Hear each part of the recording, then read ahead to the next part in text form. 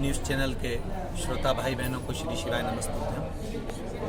बाबा देवाधिदेव महादेव की कृपा से सागर के पटकुई क्षेत्र में शिव महापुराण की कथा चल रही है। सभी श्रोता भाई बहन नित्य कथा में स्मरण करने आ रहे हैं, कथा रसपान करने पधार रहे हैं। कृष्ण धर्म बदलना एक अलग प्रसंग है। मुख्य चीज़ है आज का जो समय है वो सनातन धर्म को जागृत करने का, और हमारे धर्म और शास्त्र के अनुसार, हमारे वेद और पुराण के अनुसार आज सनातनी धर्म जागरूक हो रहा है और धीरे धीरे भगवान के मंदिर, देवालय आदि की ओर अग्रणी हो रहा है। आप लगातार हिंदुत्व के मुद्दे उठा रहे हैं, ऐसी क्या जरूरत आन पड़ी कि एक कथा व्यास को इस प्रकार से खुलकर सामने आना पड़ रहा है? हिंदुत्व के मुद्दे मूल रूप से ये है कि आज धीरे धीरे हम देखने को मिलता है कि कुछ प्रदेश कहीं ना कहीं किसी रूप में हिंदुत्ववादी से कटते चले जा रहे हैं। इसलिए आज हिंदू जागरण की और सनातनियों को जागरण की बहुत जरूरत है। गुरुजी, जब कंकड़ में शंकर है तो ये कोर्ट कचहरी का चक्कर क्यों पड़ रहा है? कंकड़ में शंकर है, आप बता दें कि कोर्ट कचहरी का चक्कर क्यों पड़ रहा है? हम पूजा करने जाएंगे, कोर्ट की शरण में जाएंगे। कोर्ट कचहरी की वैसे जरूरत नहीं पड़ती है। कंकर शंकर है, हम तो हमेशा कहते हैं, हमारे पुराण, हमारे वेद, हमारे शास्त्र वर्णन करते हैं। मूल चीज़ ये है कि जो आज पूर्व के लोग जो कर गए हैं उसके अनुसार थोड़ा सा संविधान का ध्यान रखते हुए और उसका स्मरण करते हुए हमें कोर्ट में जाने की जरूरत पड़ जाती है। अच्छा, जो टीवी चैनल्स पे, मीडिया हाउस में जो डिबेट चलती है वो पॉलिटिशियन धर्म की बात करते हैं, तो किस हद तक कितनी सही रहती है जो नेता लोग बैठ के धर्म की बातें करते हैं? ये तो एक तरह से हर तरह का व्यक्ति अलग अलग है और उसकी सोचें अलग अलग हैं।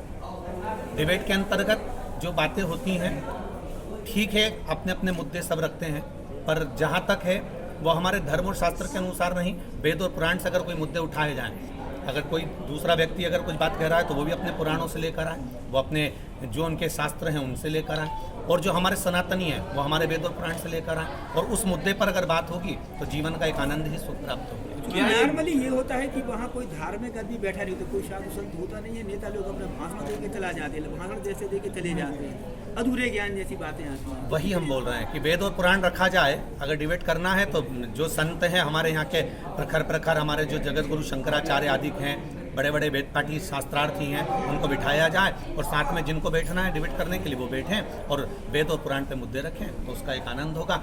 आपने कुछ कह दिया, हमने कुछ कह दिया, उसको मान्यता नहीं। महाराज जी, समाज में एक दूसरे के प्रति, एक धर्म की दूसरे धर्म के प्रति हिंसक कट्टरवादिता बढ़ती जा रही है दिनों दिन, आप देख रहे हैं। इसमें आप क्या कहेंगे? मेरा तो इतना ही कहना है कि भगवत स्मरण की ओर पहले जो था हमारा आनंद सुख सनातन धर्म बड़े प्रबल है, और उसके अंतर्गत जो भगवत स्मरण था उसकी ओर लोग बड़े हुए थे। बीच में एक समय ऐसा आया कि भगवत स्मरण का समय घट गया और लौकिक चीज़ें ज़्यादा बढ़ गई। इसलिए आज जो क्रम चालू हुआ है सनातन धर्म के लिए कि भगवान का भजन करना या कीर्तन करना या स्मरण करना या वेद पुराण के अनुसार अपना अध्ययन करना या गुरुकुल की जरूरत होना, ये सब चीज़ें बहुत ज़रूरी होती चली जा रही है। और हमारे यहाँ सनातन धर्म ये नहीं कहता कि आप किसी से द्वेष करें या किसी से बैर करें। हमारा सनातन धर्म कहता है कि सबको प्रेम करते हुए चलते चले।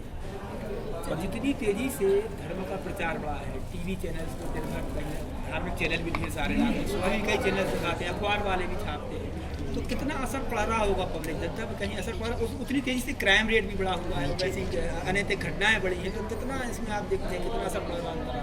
पहले तो कहना चाहूँगा कि संसार में होने वाले क्राइम को कभी सरकार नहीं रोक सकती। क्राइम को अगर रोकेगा तो सत्संग ही रोकेगा। जो हमारा संस्कार है, माता पिता जो अपने बच्चों को संस्कार देते हैं, वो कहते हैं ना कि अगर घर में गीता का पाठ हो रहा होगा या घर में गीता पढ़ाई जा रही होगी तो उस बच्चे को अदालत में खड़े होकर गीता पर हाथ रखकर कसम नहीं खाना पड़ रही होगी। तो वो हमारे जो आज के समय में क्राइम अगर बढ़ रहे हैं तो उस क्राइम को रोकने के लिए सत्संग, संकीर्तन या घर में जो माता पिता का संस्कार है वो बहुत जरूरी है। जी, जो आप उन विद्यार्थियों को जिन्होंने तैयारी नहीं की उनसे आप बोलते हैं कि बेलपत्र शहद में लगा के अर्पित करें, इसको कुछ लोग बोलते हैं कि इससे अंधविश्वास बढ़ रहा है और बच्चे पढ़ाई की जगह इन पर ज़्यादा ध्यान दे रहे हैं। शिव महापुराण और स्कंद पुराण का, विद्येश्वर संहिता का ये बेलपत्र चढ़ाने का अलग अलग क्रम है। लाल चंदन का बेलपत्र शिव जी को चढ़ाया जाता है रोग मुक्ति के लिए। शहद का बेलपत्र उत्तम फल की प्राप्ति के लिए कराया जाता है। मूल चीज़ ये है, उस कथा का जो क्लिप काटी गई है वो आधी अधूरी काटी गई है। उस क्लिप में हमने जो वर्णन करा था उसमें यह है कि पूरा कर्म करिए और कर्म प्रधान रखिए। आप जब कर्म से हार जाएं तब उस देवाधिदेव महादेव पर विश्वास कर कर एक बेलपत्र शहद का अवश्य चढ़ाएं। उस क्लिप को आधा काटा गया। हर जगह पर भगवान कृष्ण भी कहते हैं कि कर्म करने के बाद मेरे ऊपर फल छोड़ दे, मैं दूंगा जो देना है। उसी तरह हम परमात्मा के ऊपर आश्रित जब पूर्ण कर्म कर लें उसके बाद आश्रित हुए। कुछ लोगों ने फिर आपका ये भी वीडियो चलाया था कि आपके परिवारजन ही मतलब विफल हो गए, अनुत्तीर्ण हो गए, जबकि आप सबको ऐसे बताया कि उसमें सफलता मिलती है। ये तो मेरे पुत्र राघव जी के लिए चलाया था, पर राघव जी का रिजल्ट पास का था। उसकी मार्कशीट बाद में जब हमारे शहर के पत्रकार बंधु ने कहा कि आप इस मार्कशीट को डाल दीजिए, तब फेसबुक पे डलवाया भी था। तो ये तो सब विपक्षी लोग हैं जो फालतू के, जिनके मन में कहीं ना कहीं असंतोष होगा, जो सनातन धर्म से वंचित होंगे, उन लोगों ने कुछ ना कुछ कर कर चालू कर शुरू में दिया। आया था आप मानहानि भी कर रहे हैं उन पे।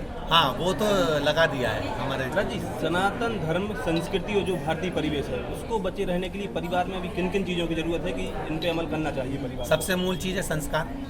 अगर हमारे घर के संस्कार श्रेष्ठ हैं, आपने शिव महापुराण के माध्यम से, वैसे तो सारे मीडिया जितने भी पत्रकार बंधु यहाँ विराजमान हैं वो अपने अपने पत्रकारों में या न्यूज़ चैनलों में बहुत सुंदर न्यूज़ लगा रहे हैं और बहुत सुंदर बात प्रसिद्ध कर रहे हैं। पूरी शिव पुराण में आपने देखा होगा कि जहाँ तक हो संस्कार की ही बात करी जाती है कि घर में किस तरह से रहना है, बच्चों को किस तरह से रखना है, कैसा हमारा व्यवहार होना चाहिए। क्योंकि भगवान शंकर का जो परिवार है वो व्यवहारिक परिवार है। उस परिवार को देखकर हमें कुछ सीखना चाहिए। श्री शिवाय नमस्ते।